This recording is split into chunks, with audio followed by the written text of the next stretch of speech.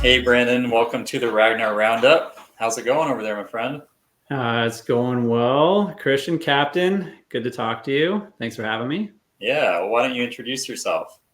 Yeah, Brandon Odell, from the Seattle area. My wife, Deanne, our family of three, including middle daughter, Finley, who has Angelman syndrome, been our little ray of light and angel.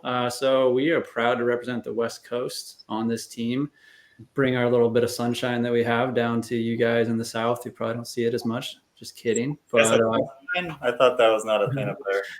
No, we definitely have the clouds now. So we're sunny season. It's the summer, and I think tomorrow is our last day. They said it'll hit 70 until next spring. So this is where it all just falls apart. So all the seasonal depressions set in here real soon. Yeah, Kentucky's going to be really nice for you. I'm looking forward to it. I looked ahead at the weather. I'm looking to just soak it up. So if there's a way of putting like a sun deck on the van, I'm all about it. Like just old school Top Gun volleyball scene style. I'm just going to be hanging out and soaking up some sun. What do you do for work? Management consulting. So own a small business with my partner. I've been doing this for a number of years. He and I worked together years ago. So we do that out here, which has a little bit of travel. Takes me around the country a little bit. Tell us a little bit about Finn. How old is she? What is she into? What is she doing these days?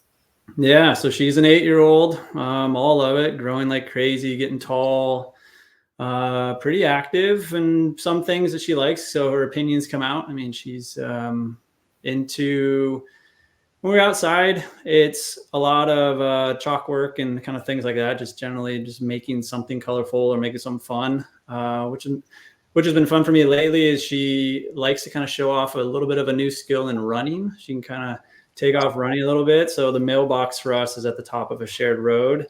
Not a lot of traffic on or anything. So we'll walk and get the mail and she'll just take off. And it's like, oh, we're going to run today. Especially after training days. I'm like, oh, this is what we're doing. But it's like, okay, I'll keep up. But man, she'll go and she'll tire out and go again. And she's usually laughing the whole way because she knows it's kind of funny. And I'm complaining. So she finds that even funnier. She's pretty mischievous like that. So she likes a reaction. She likes to do things for reaction. So that's cool. Travel is difficult for any family, family with a special needs individual. But you guys have really done an impressive job getting out there with the whole family, and you guys were just in Europe, right? So tell me a little bit about that. It kind of went with the mantra of we're going to be parenting anywhere, so why not just parent from Europe? So there's, you take your sleep issues and you take your food pickiness and all that with you.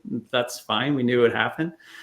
But we love travel, kind of as parents first, we love doing it, and you have your own interests, and it gives you energy and excitement. You want to do it. You also are trying to enrich your kids, and you hope, hopefully it's not a burden to them, but we have a 10-year-old and then we also have a 3-year-old. And so giving them things they want to see and enjoy. And we know Finn also loves to see and enjoy stuff. So she's at a beach, which she loves water. And so the fact, we can go to places like that to give her experiences that she loves and enjoys. And you can see it, the smile she had on her face. And so it's worth it. The few things that make it tough are it's a barrier to entry that if we can just get past it, we're fine. And sleep is a huge issue in the Angelman community. I think everyone will say that kind of top to bottom. And so that's no different here. Be realistic here. I have caffeine gummies and espresso and everything everywhere. Just keep it going. Just kind of stay bandaged together to stay awake. But still, again, you're somewhere else. And for the better part, once you get through sort of that adjustment period, it goes great. So for us, it's just worth it. Just worth it to try to do that as much as we can.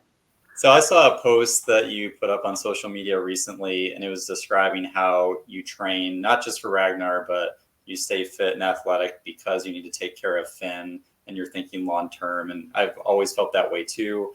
As you can see, that's how I got these guns. Oh yeah. But yeah, so how does that motivate you, especially going into this race? It definitely does.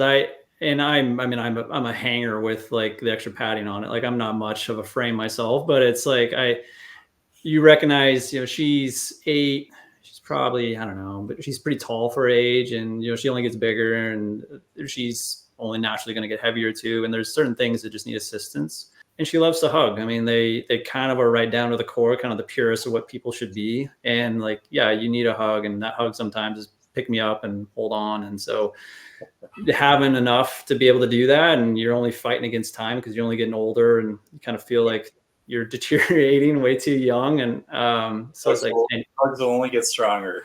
Yeah, exactly. And she feels so strong. And she's got, I don't know, this elbow that feels like it's like some kind of Thor's hammer where she can just put it into you and it feels like it's gonna go right through you. So there's some like strength quota that you got to like stay up with to a degree. And a reminder to all of our thousands of subscribers, you are leading off the running. You're runner 1 in Van 1, and you're running over 20 miles. What are you looking forward to the most about the Ragnar relay?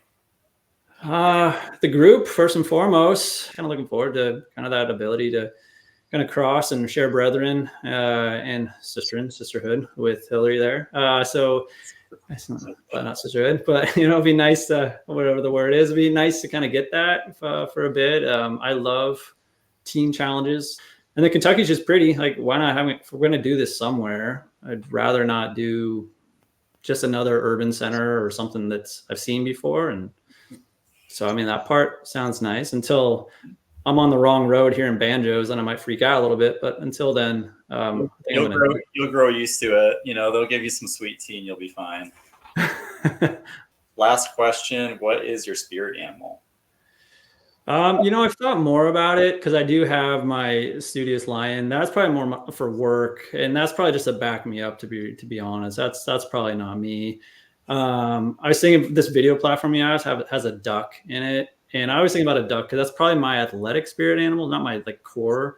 Because a duck is like such a bad swimmer, not really a great flyer or a runner, but it has its neck out and it's trying so hard. And whenever I see a duck, I always picture it has like some kind of aggressive like drum beat going in its head, like it thinks it's doing great. And then you zoom out from the body and it's just this peaceful, it's just breathing heavy and just like barely moving. Otherwise, I think I'm probably more my elephant back there. That's probably more the reality of who I am. It likes its group. It has a small group, good memory, good relational animal, smart.